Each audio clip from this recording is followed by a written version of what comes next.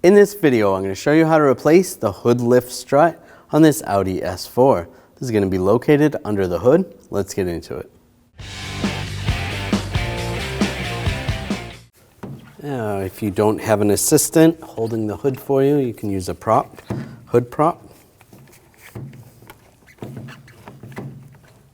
going to remove this clip. I'm just going to use a pick. You could use a straight blade screwdriver or a pocket screwdriver. Just pull that out. And then you want to separate that from the hood. Just like that. And the bottom clip is going to be the same style as the top.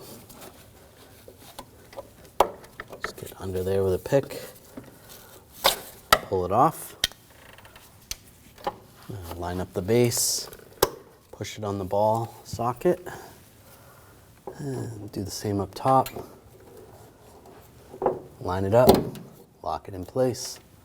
And you can remove the hood prop that you had, and you're good to go. When only the best will do, demand TRQ. The only company that lets you view before you do. TRQ is committed to offering the highest quality aftermarket auto parts that are engineered for peace of mind. Thanks for using and viewing with TRQ.